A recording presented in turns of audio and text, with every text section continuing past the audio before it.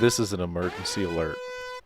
John the Porter Can Come Dumpster .webs.com, popularly known as JTPRCDDWDC, is being shut down. The .web service, long supporters of JTPRCDDWDC, has been bought out.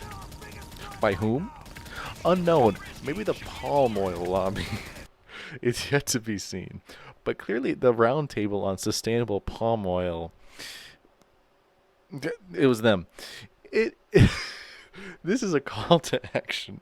Call your congressman to demand JTPRCDDWDC not be censored. Without JTPRCDDWDC, where will be the hit music news of Central Florida? Where will where will be the hard-hitting journalism? It's okay. You take mango and you eggs. That's what we need from the store, okay?